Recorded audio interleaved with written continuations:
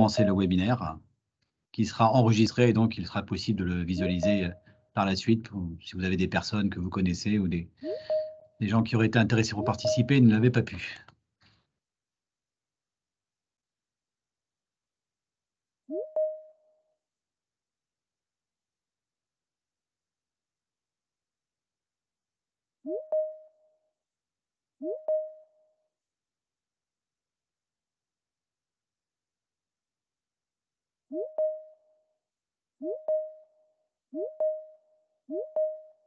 Donc, je vous souhaite à nouveau la bienvenue pour ce webinaire. Il est 11 h, on va pouvoir tous commencer. Il va y avoir plusieurs intervenants qui vont se succéder. On va vous présenter les différents axes de mobilisation du FEDER pour tout ce qui est transition énergétique et écologique.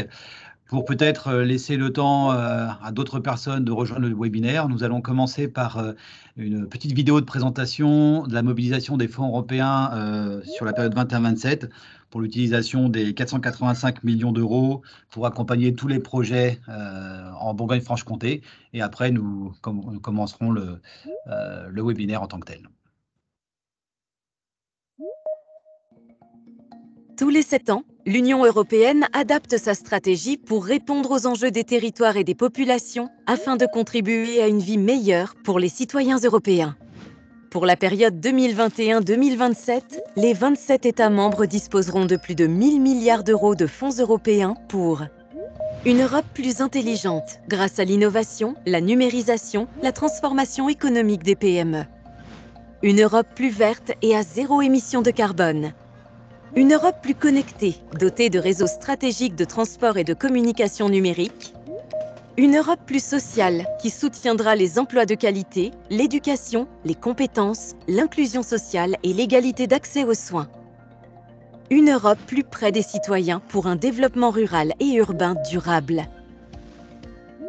En France, comme pour la période de programmation précédente, et pour mieux répondre aux enjeux spécifiques des territoires, la gestion d'une partie des fonds européens est confiée aux régions. Ainsi, la région Bourgogne-Franche-Comté est dotée de près de 485 millions d'euros pour la programmation 2021-2027.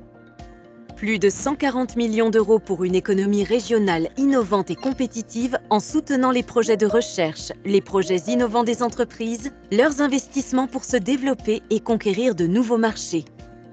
Près de 28 millions d'euros pour une économie régionale tournée vers le numérique, pour soutenir les projets utilisant les nouvelles technologies dans les domaines du tourisme et de la culture, de l'éducation, de la santé et des soins, des services aux citoyens. 121 millions d'euros pour un territoire régional vert et durable. Les projets soutenus permettront de promouvoir les énergies renouvelables, améliorer l'efficacité énergétique des bâtiments ou préserver la nature et la biodiversité. Plus de 83 millions d'euros pour développer l'orientation et l'offre de formation régionale à travers le soutien à l'apprentissage, aux actions de formation qualifiante et la promotion des métiers. 111 millions d'euros pour accompagner le développement durable des territoires. En milieu urbain ou rural, l'Europe pourra notamment soutenir les projets de mobilité durable, de requalification de friches, les villes et villages intelligents et de valorisation du patrimoine. Dans le massif du Jura, l'Union européenne accompagnera des projets permettant de développer le tourisme 4 saisons. Vous désirez en savoir plus? Rendez-vous sur notre site www.europe-bfc.eu.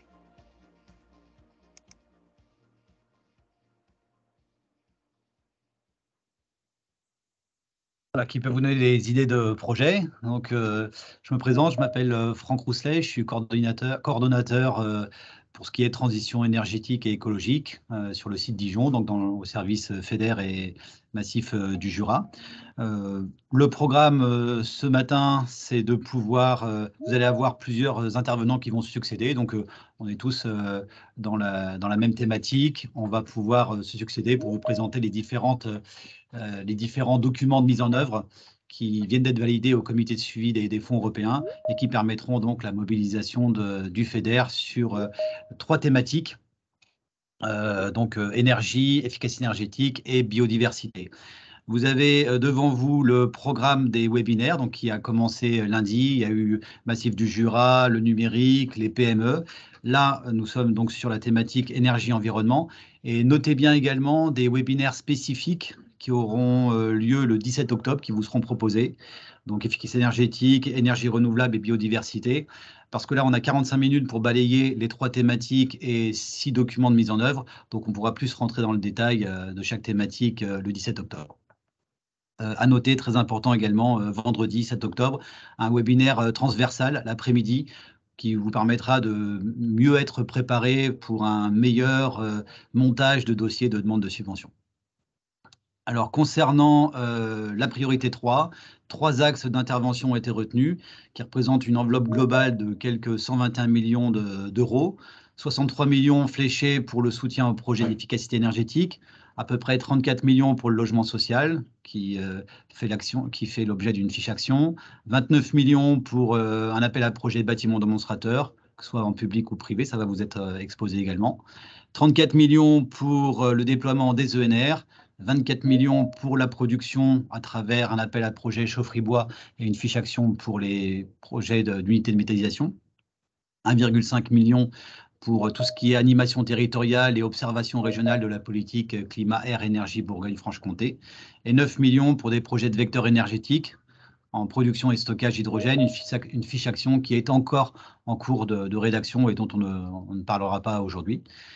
Et 20 millions enfin pour la préservation de la biodiversité, des travaux, de l'ingénierie et de l'animation. Donc, sans plus tarder, on va pouvoir commencer par l'objectif spécifique 2.1 lié à l'efficacité énergétique. Et je laisserai mes collègues Annabelle Dutu et Jérôme Zappella vous présenter les différents dispositifs. Bonjour, donc moi je suis Jérôme Zappella, je suis chargé de gestion transition énergétique au Conseil régional et donc on a, comme vous l'a expliqué Franck, on a 2 mesures sur l'objectif stratégique 2.1 qui vise à favoriser l'efficacité énergétique. Donc ça concerne la rénovation des logements sociaux et les bâtiments démonstrateurs. Donc pour ma part, je vais vous présenter la mesure qui concerne le logement social qui bénéficie d'un peu moins de 34 millions d'euros. Donc dans la diapositive suivante, on va voir mesure concerne exclusivement les logements sociaux. Je ne sais pas si vous voyez la bonne diapositive. On peut passer à la suivante, s'il vous plaît. C'est bon, on a la diapositive sur le logement social. La mesure donc, la mesure donc, concerne exclusivement les logements sociaux. On intervient, donc c'est une mesure qui vise uniquement le bâti existant. Donc il s'agit bien de rénovation. Plus que jamais, vous le savez, c'est une question d'actualité. Donc la mesure, elle vise à réduire la précarité énergétique des logements sociaux. Concernant les modalités de sélection, vous pourrez déposer vos dossiers au fil de l'eau, comme on le faisait déjà par le passé. Une fiche action va vous détailler toutes les modalités et tous les critères d'éligibilité. Les critères, ce sont l'atteinte du BBC, c'est-à-dire l'atteinte du niveau 80 kWh équivalent pétrole par an et par mètre carré avant modulation. Ce niveau BBC il sera testée dans l'étude thermique initiale que vous allez nous fournir au moment du dépôt du dossier et elle sera également vérifiée au moment du solde du dossier par l'étude thermique finale et le test d'étanchéité à l'air. Donc, dans la diapo suivante, on voit que donc, les bénéficiaires, ce sont les bailleurs sociaux, les organismes HLM. Les dépenses éligibles, elles sont exclusivement hors taxes. Elles sont définies par la circulaire MEDAT, donc comme on le faisait déjà pour les programmes précédents. Concrètement, il s'agit uniquement des dépenses liées à l'amélioration thermique du bâtiment. On peut prendre en compte les outils de suivi de consommation et de comptage dans le financement FEDER et les dépenses de publicité qui sont liées au FEDER, bien sûr. Attention, on a une nouvelle mesure, donc c'est le recours aux matériaux biosourcés. J'y reviendrai un petit peu plus loin. Le taux d'intervention, il est de 40% maximum des dépenses éligibles à chaque fois. Et le seuil minimum d'intervention, il est de 50 000 € par opération.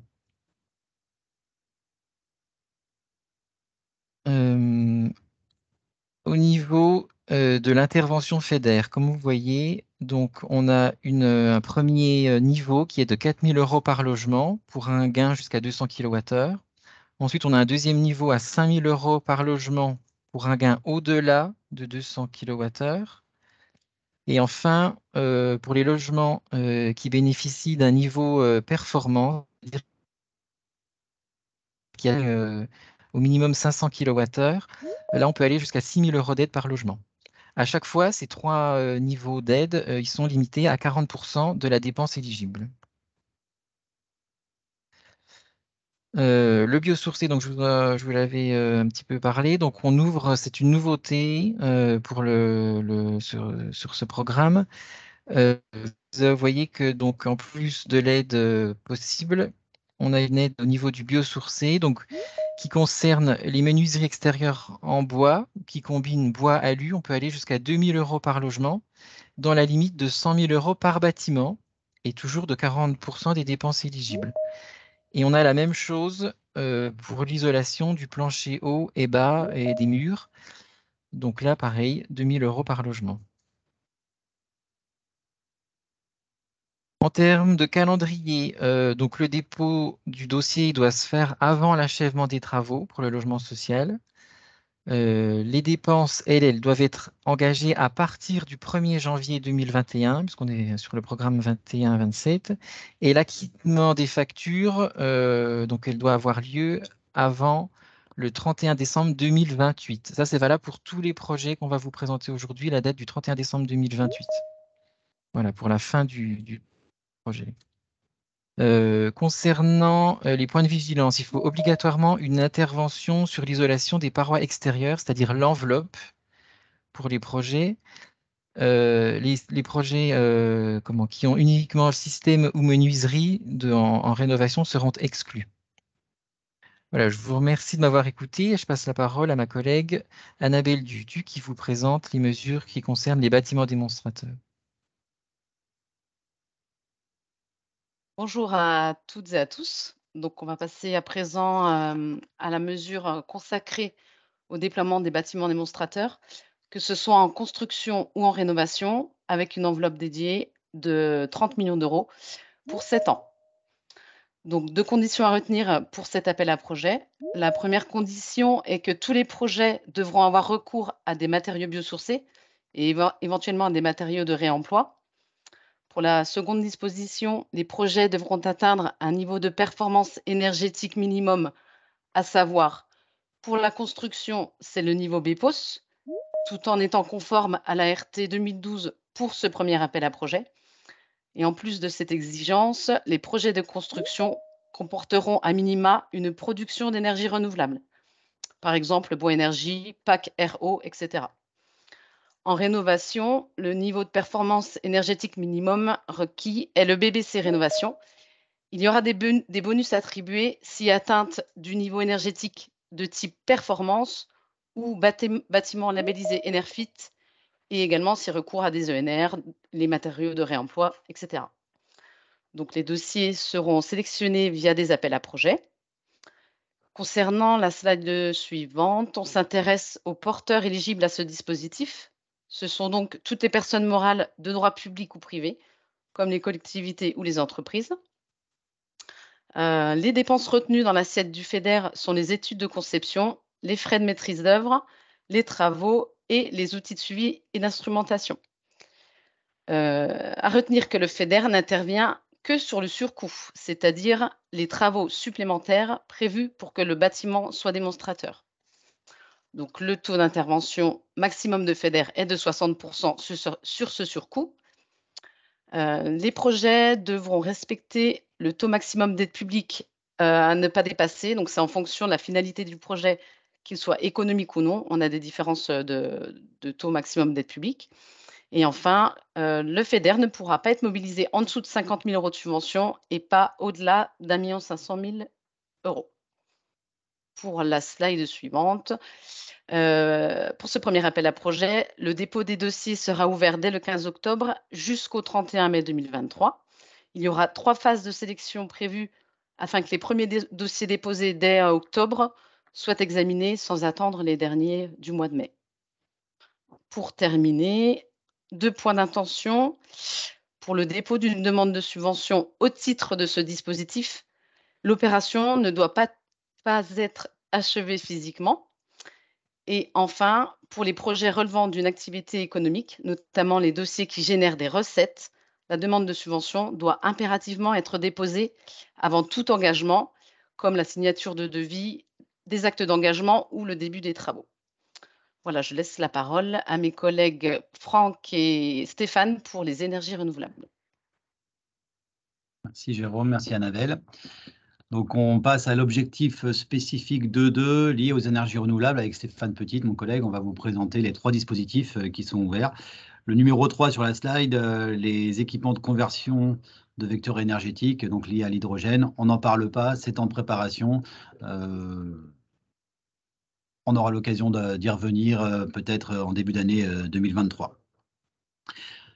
On va tout de suite parler d'un premier appel à projet chaufferie bois avec réseau de chaleur. Je dis bien avec, pas de chaufferie dédiée. Cet appel à projet fait une distinction entre les petites unités, enfin petites et moyennes envergure, avec une puissance brute en sortie de chaudière jusqu'à 1200 MWh par an, et puis les plus gros projets de puissance brute jusqu'à 20 000 MWh par an. Mais l'appel à projet couvre tous ces projets. Les dates de l'appel à projet d'ouverture, vous les avez affichées, du 15 octobre au 31 mai prochain. Petite précision, c'est un premier appel à projet. L'idée, évidemment, c'est de reconduire annuellement cet appel à projet avec peut-être un décalage un peu plus tôt dans le temps, puisque là, on a été obligé d'attendre l'adoption du programme opérationnel qui est survenu en été. Concernant les modalités, les critères de sélection.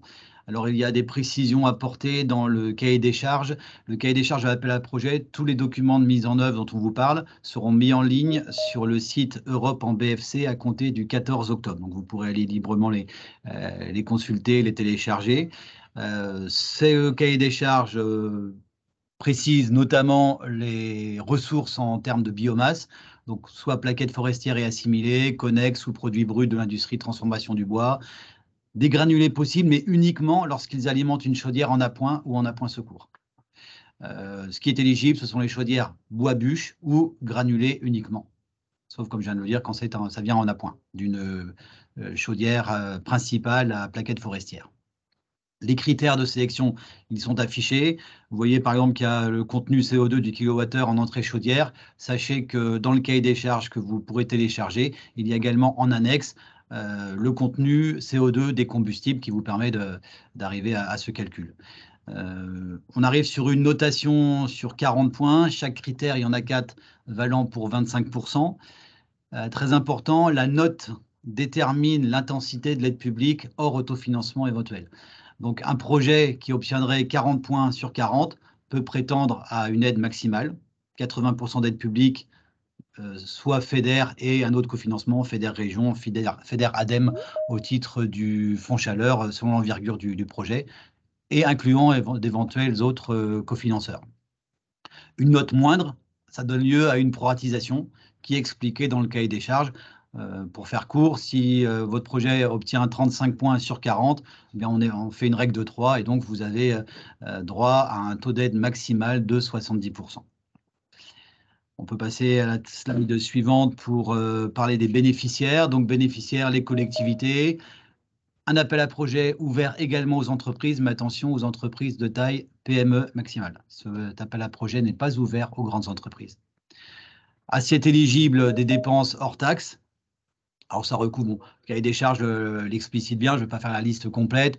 Les travaux d'investissement, la chaufferie. On a dit que c'était des chaufferies avec réseau, mais c'est le réseau primaire uniquement. Et les frais de maîtrise d'œuvre sont également éligibles, par contre, à partir de la phase pro, puisqu'on demande un dépôt de dossier au stade avant projet définitif, APD.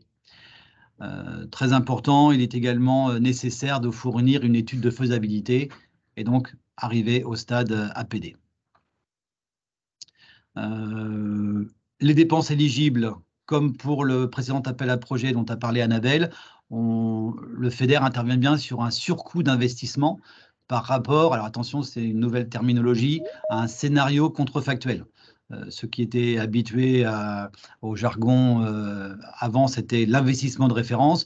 C'est en fin de compte une alternative théorique qui est moins sobre en carbone. Du genre, vous avez une ancienne chaudière fuel ou gaz, on va calculer ce que vous coûterait le fait de remplacer cette chaudière par une nouvelle chaudière gaz, une nouvelle chaudière fuel, et c'est cette somme que l'on déduit et on garde le delta pour...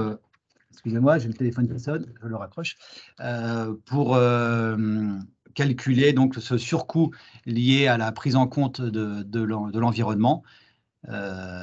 Et généralement, ce calcul de ce scénario contrefactuel, cette solution de référence apparaît dans l'étude de faisabilité.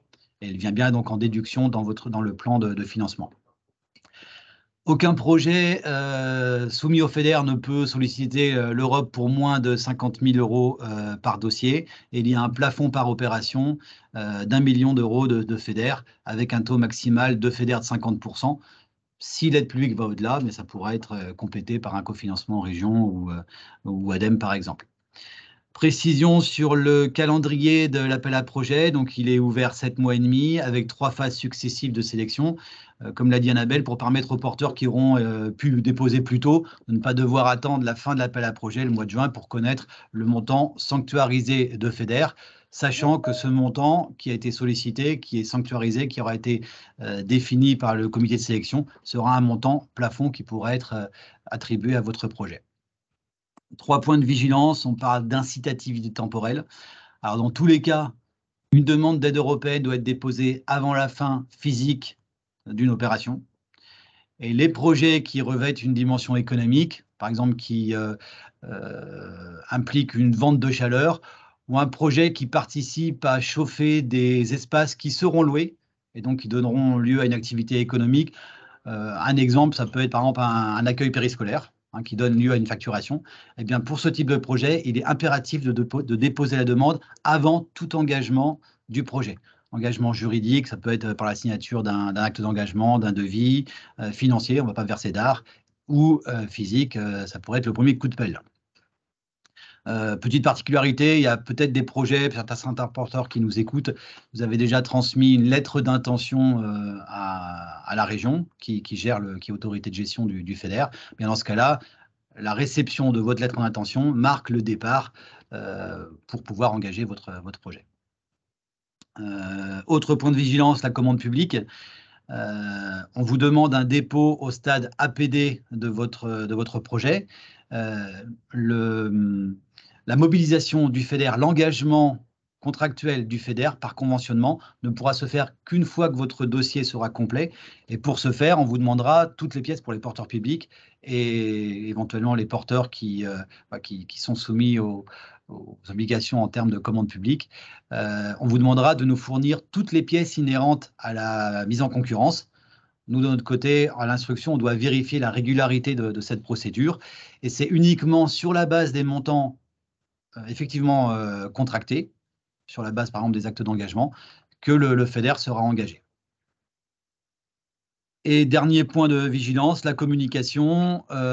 Communication, ça passe par mentionner l'aide du FEDER dès le début de votre projet, à travers le panneau de chantier, une plaque pérenne en fin de réalisation qui soit bien visible du public, et sur tout support que vous viendriez à produire dans le cadre de votre opération. Si vous vous invitez pour une inauguration, il sera bien d'y faire figurer la mention du FEDER sur le carton, pour que les citoyens, au final, sachent que l'Europe est proche d'eux et agit dans leur quotidien. Et pour cela, vous pourrez utiliser le bloc marque et toutes les explications que vous trouverez également sur le site Europe en BFC. Attention, petite nouveauté 21-27, ce n'est pas pour vous mettre la pression, mais c'est parce que c'est quelque chose qui tient à cœur à l'Europe.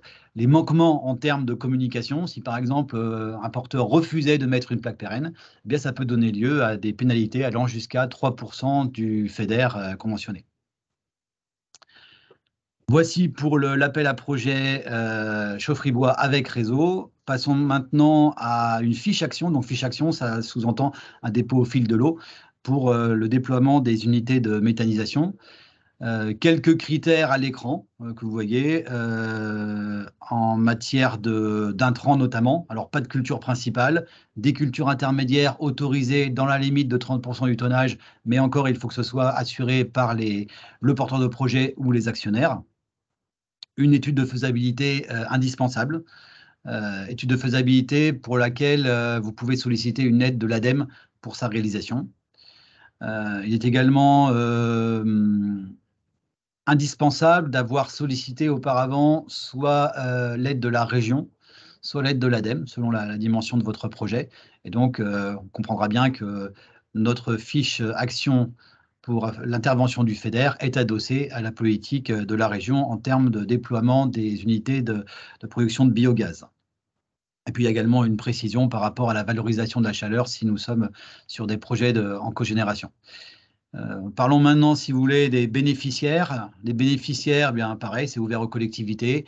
Et comme on l'a dit tout à l'heure, pareil comme pour les chaufferies bois, aux entreprises, mais de taille PME maximum.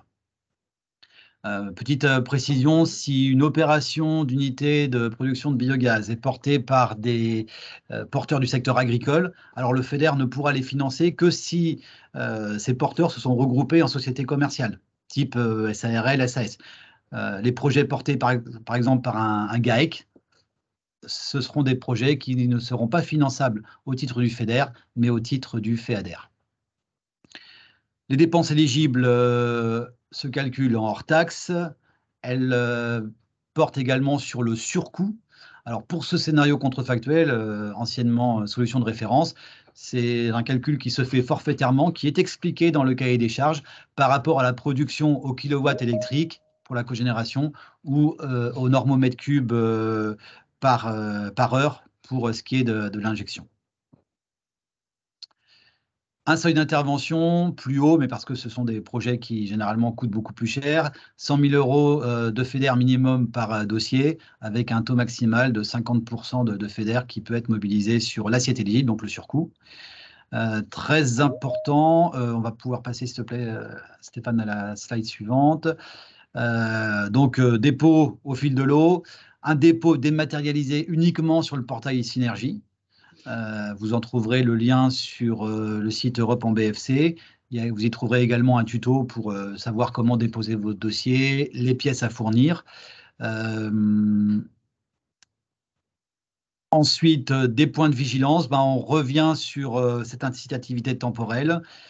Important pour ce type de projet, le temps de retour brut de l'assiette éligible, qui doit être conforme au règlement d'intervention de la région.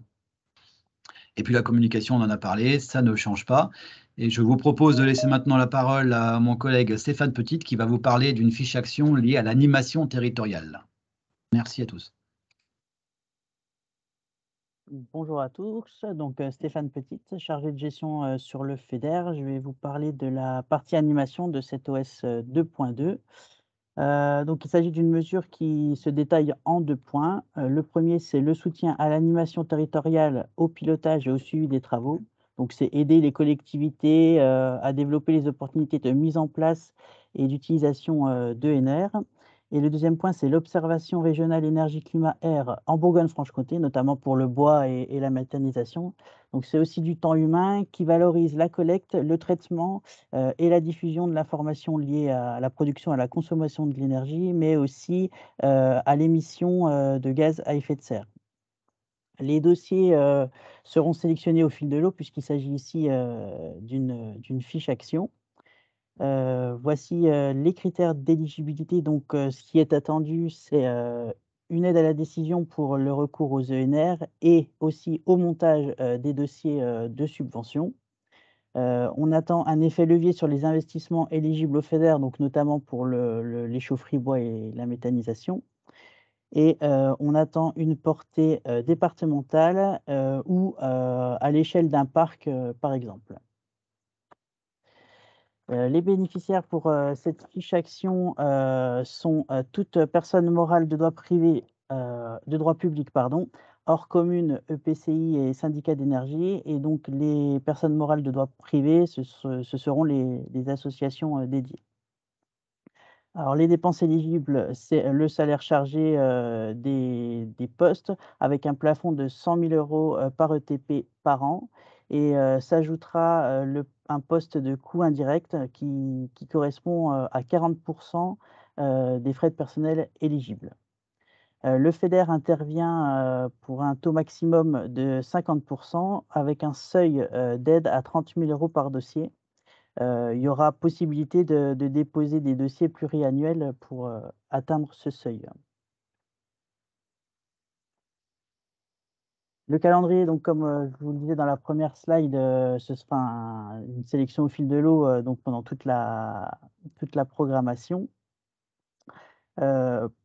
Pour finir sur cette fiche action, quelques points de vigilance, notamment sur les livrables. Donc, il est attendu un rapport d'activité détaillé qui valorise entre autres l'émergence des projets d'investissement éligibles au FEDER. La communication, comme ça vous l'a déjà été rappelé précédemment. Et j'ajoute un dernier point, c'est il faut que l'aide des chargés de mission soit ouverte à tous et surtout sans facturation. Merci pour votre écoute. Je passe la parole à Souila Emilia pour la partie biodiversité.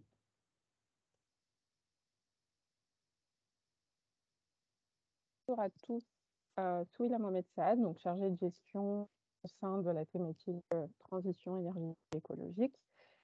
Moi, je vais aborder donc le troisième OS de la priorité 3, qui est l'OS 2.7, qui vise à soutenir la protection, la préservation de la nature et de la biodiversité. La finalité est d'améliorer la gestion, la restauration et la conservation des milieux naturels composant les trames de continuité écologique, que ce soit les réservoirs ou les corridors, ainsi que la circulation des espèces. L'enveloppe qui est dédiée à cet OS est de 20 millions d'euros de FEDER sur les 7 ans. Et la nouveauté par rapport au programme précédent, c'est que dorénavant, la sélection se fera par un appel à projet. Et dans cet appel à projet, les actions sont présentées en 2 catégories d'actions. Donc, nous avons les projets relevant de la trame bleue et les projets qui sont hors trame bleue. Donc, dans la slide suivante, s'il te plaît, merci. Nous allons aborder donc le détail de la mesure.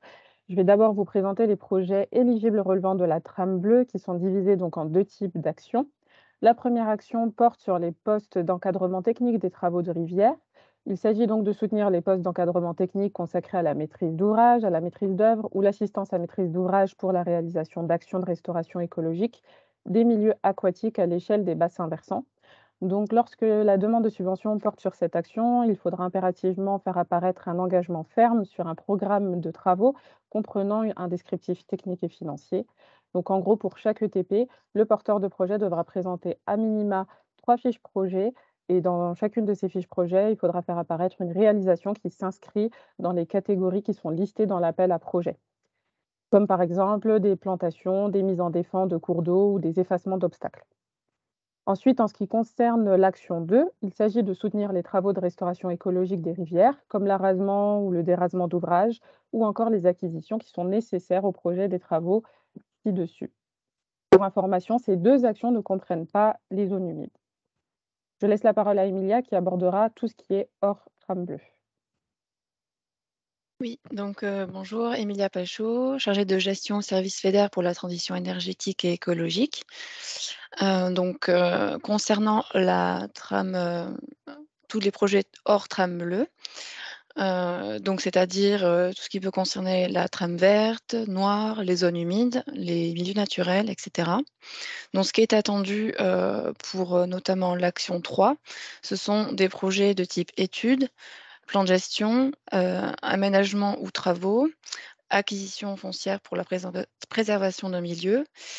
Il s'agit par exemple de soutenir des actions de planification, donc par exemple des notices de gestion, des études territoriales, les études d'avant-travaux, les interventions sur une espèce, un milieu, un site naturel, etc. Vous trouverez tous les types d'actions éligibles pour cette AAP à la section 2 de l'appel à projet et ils pourront être détaillés aussi lors du webinaire du 17.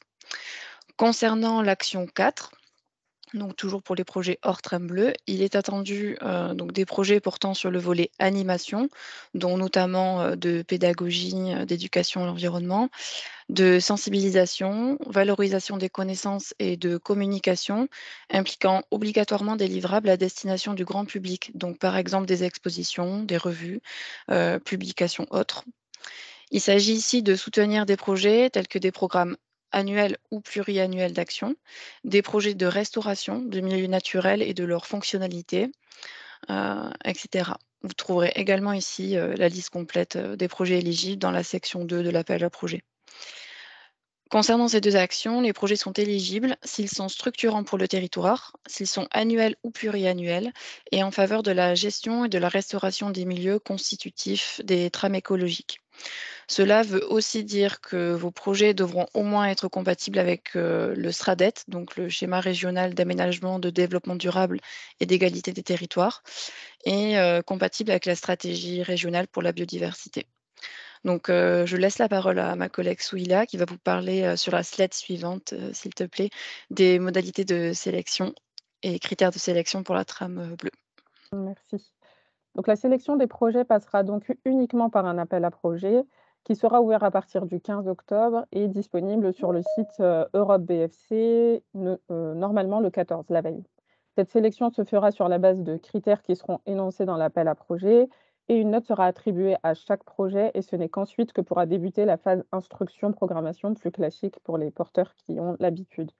Concernant les projets trame bleue, les fiches projets présentées au titre de l'action 1 ainsi que les travaux au titre de l'action 2 seront évalués sur la base du critère de la longueur, de la largeur, du lit mineur sur lequel interviennent les travaux. Emilia pour la partie hors trame bleue. Alors, pour la partie hors trame bleue, donc là, idem pour les actions 3 et 4. Ils seront sélectionnés selon 6 critères. Donc selon leur intérêt régional des enjeux concernés par le projet, donc niveau de priorité, territoire protégé, espèces protégées, patrimoine naturel d'intérêt régional, national, cohérence avec le SRADET, leur approche globale et leur cohérence territoriale, donc le niveau d'intégration du projet dans une stratégie ou un document territorial, pertinence du projet en termes d'ampleur des résultats attendus, etc. En fonction de leur ambition et la pertinence des actions proposées au regard des objectifs visés, donc qualité technique et écologique, cohérence technique et durabilité du projet, leur dimension collective et ou partenariale, donc par exemple la gouvernance et le suivi, leur dimension pédagogique, économique ou innovante sur le volet valorisation du projet et son intérêt pédagogique. Et puis sur l'intégration des acteurs économiques et sociaux locaux. Et enfin, 6e critère, leur valorisation au niveau des connaissances, la communication, les livrables, donc à destination du grand public ou à destination du public scolaire. Donc slide suivante, s'il te plaît. Les bénéficiaires qui sont éligibles pour cet appel à projet, ce sont les communes et leurs groupements, les EPCI, les organismes consulaires, les associations, les sociétés délégataires de services publics, les établissements publics, les syndicats mixtes, les groupements d'intérêt public et enfin les PME. Donc là, ici aussi, ça ne concerne pas les grandes entreprises. En ce qui Donc, concerne Pardon, Emilia. Non, En vas-y. ce qui concerne les dépenses éligibles relevant de la trame bleue, pour l'action 1, donc vu qu'il ne s'agit que des postes d'encadrement, les dépenses éligibles sont les dépenses directes de personnel, avec un plafond de dépenses des personnels de 100 000 € bruts chargés par an et par ETP. Et associé à ce poste, un forfait de 40% sur la base des dépenses directes de personnel éligible, est également éligible. Pour l'action 2, tout ce qui est éligible, ce sont les dépenses liées aux études, aux acquisitions, aux investissements matériels nécessaires pour la réalisation d'actions, les dépenses liées aux travaux et aux actions de communication directement liées à l'action. Un second forfait est également éligible, cette fois-ci de 7% sur la base de toutes les dépenses directes éligibles. Concernant les projets hors trame bleue, donc pour l'action 3, les dépenses éligibles sont celles rattachées aux investissements matériels, aux travaux, aux acquisitions foncières et frais d'acquisition, aux prestations externes de services, à la communication, donc livrables, expos, sensibilisation, aux dépenses de personnel liées à la mise en œuvre des études, plans de gestion et travaux. À noter que cette dépense est éligible que si au moins 20% du temps de travail de la personne concernée est consacré à cette action. Et enfin, les coûts indirects de l'opération sont aussi éligibles et couverts par un forfait OCS de 40% sur la base des dépenses directes du personnel éligible. Pardon. Pour l'action 4, les dépenses éligibles sont quasiment les mêmes en fait que pour l'action 3, mis à part celles rattachées aux travaux. Il y a ici aussi un forfait OCS de 40% sur la base des dépenses de personnel éligibles. Et le plafond d'aide pour les dépenses de personnel direct est de 100 000 € bruts, à noter. Les dépenses rattachées à l'opération, mais qui ne font pas partie de celles qu'on vient de citer, sont donc considérées inéligibles. Le taux d'intervention maximum FEDER pour les actions 2, 3 et 4, c'est de 60%. À noter toutefois que si l'opération a une dimension économique, il faudra veiller à respecter la réglementation d'aide d'État, notamment le taux maximum d'aide publique qui peut varier par rapport à ces 60%, qui peut impacter en tout cas ces 60%. La spécificité porte sur l'action 1, le taux d'intervention maximum FEDER est de 30% seulement. Donc, dernier point concernant le calendrier de l'appel à projet. Il sera ouvert le 15 octobre 2022 et sera clos le 28 février 2023. Donc, le dépôt des dossiers peut se faire sur toute la longueur de cette période sur la plateforme e-Synergie. Il y aura 2 phases successives de sélection, donc du 15 octobre à fin novembre et puis du 1er décembre au 28 février 2023. Ça permettra aux premiers dossiers qui ont été déposés de bénéficier d'une première session de sélection. On vous précise également que le plafond minimal du montant FEDER alloué par projet est de 50 000 €. En revanche, il n'y a pas de plafond maximal par projet. Il faut juste savoir qu'une enveloppe globale de 5 millions d'euros a été allouée à cet appel à projet. Donc voilà pour cet appel à projet. Merci pour votre écoute. On va maintenant passer à la section questions. Merci à toutes les deux. Merci Emilia, merci Souila. Donc pour les questions-réponses, compte tenu du temps qui nous est imparti, on est presque à la fin du webinaire. Je vais laisser un collègue Amandine Roussel-Gall choisir certaines questions. On essaiera d'y répondre dans le temps qui reste imparti. Bonjour tout le monde. Donc, suite à la présentation par mes collègues des fiches actions et des appels à projets, donc on va balayer quelques questions d'ordre général. Pour les questions spécifiques, étant donné qu'il y aura des webinaires par thématique le lundi 17 octobre, donc elles seront peut-être plus traitées lors de ces webinaires. Première question, donc est-ce que le cumul de plusieurs aides FEDER est possible pour un même projet? Si oui, doit-on déposer un seul dossier ou faut-il en déposer un par type d'aide? Alors, il ne peut pas y avoir deux sources de financement européen sur un seul et même dossier. Par contre, si vous avez un projet global et s'il est possible de le scinder de manière très claire, transparente, pour que deux sources de FEDER arrivent sur différentes sortes de dépenses, ça c'est possible. Un exemple qui me vient à l'esprit, vous avez un projet de réhabilitation de bâtiments publics, par exemple une école, une mairie, et vous voulez raccorder une chaufferie bois. Vous avez tout intérêt à déposer deux dossiers, un pour la réhabilitation énergétique et l'autre pour la chaufferie bois. Par contre, il faudra que, si par exemple c'est des lots dans votre marché de travaux, il faudra que les lots soient bien distincts pour que le FEDER n'intervienne pas deux fois sur les mêmes dépenses. Merci. Pour les projets liés à des dépenses de personnel, comment atteindre le minimum d'intervention, en particulier pour les dossiers biodiversité et animation? On vous encourage, parce que vous avez vu, il y a des planchers d'aide, parfois c'est 30 000, 50 000 euros. Donc, avec les taux d'intervention du FEDER, ça suppose des dépenses plus larges. Si votre projet ne mobilise pas autant de dépenses, on vous encourage à déposer des dossiers pluriannuels. Et d'ailleurs, c'est même conseillé, parce que si vous avez des cofinancements, alors il me vient à l'esprit sur les dossiers d'animation ENR, ça peut être cofinancé par l'ADEME, sur des dossiers d'encadrement technique de travaux de rivière, ça peut être financé par les agences de l'eau. Donc, on puisse se caler sur le calendrier, parfois sur 2 ans, sur 3 ans, ce qui permettra une gestion plus simple du FEDER. Donc, les dossiers pluriannuels sont possibles et même encouragés.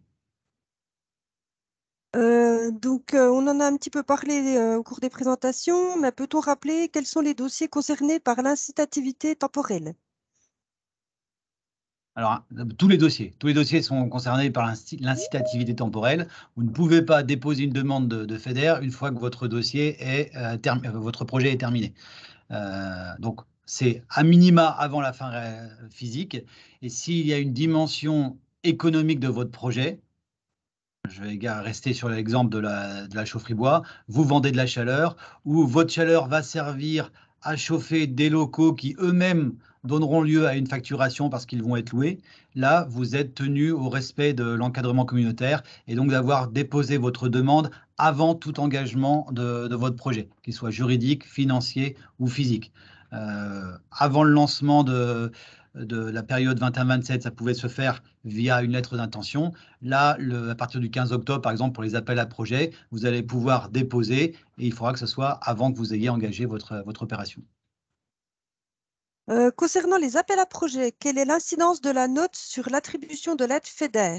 Est-ce que mon projet peut être refusé ou est-ce que le montant d'aide peut être diminué?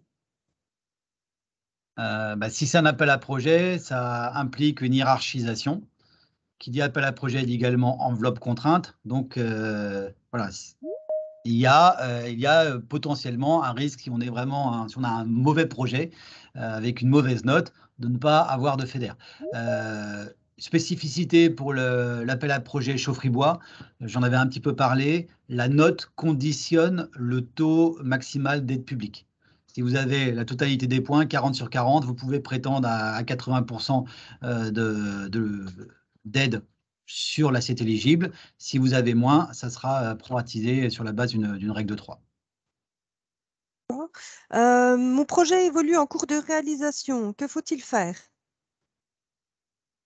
Dans tous les cas, il faut sans tarder prévenir le service instructeur. Quelles peuvent être les raisons pour lesquelles vous avez besoin de nous contacter? Vous apercevez que le délai de réalisation de votre projet tel que conventionné, il est un peu dépassé pour des raisons X de travaux ou de complications.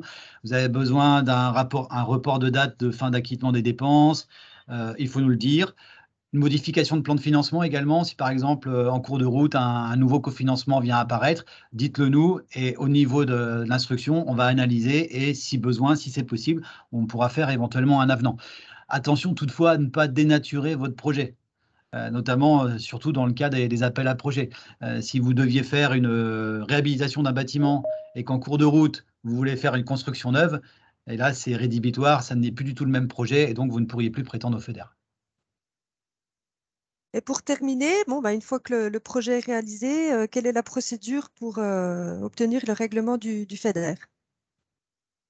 Le FEDER, il n'y aura pas d'avance. Donc le FEDER pourra être sollicité au paiement, soit par des acomptes, soit acomptes et soldes ou soldes, sur la base de dépenses acquittées. Selon la dimension de votre projet, la durée dans le temps, vous êtes invité à faire des demandes d'acompte régulières pour pouvoir également avoir de la trésorerie. Mais il faudra donc bien démontrer que ces dépenses ont été acquittées pour avoir le remboursement par le FEDER. Je crois qu'on a balayé toutes les questions. Donc après, voilà, si vous avez des points à vérifier. Donc, il y a le site de Europe BFC. On a un mail global transition.durable.feder@bourgogne-franche-comté si vous avez des questions spécifiques ou pour contacter l'ensemble des membres de l'équipe. Et puis, on vous donne donc déjà rendez-vous le 7 octobre de 14h à 14h45. Il y a un webinaire donc, sur le montage des dossiers. Et le 17 octobre, pour les webinaires spécifiques, on va rentrer un peu plus dans le détail, aspect technique. Donc, l'efficacité énergétique, ce sera de 10 à 11. L'énergie de 14h à 15h. Et puis, la biodiversité de 15h à 16h. Voilà, je vous remercie. Donc, merci à tous de votre attention. Je conçois que ça pouvait être frustrant. On avait 45 minutes pour balayer 3 thématiques, 6 dispositifs. Donc, comme l'a dit Amandine, n'hésitez pas à venir, éventuellement poser vos questions le 17. Merci à tous et puis bien, à très bientôt.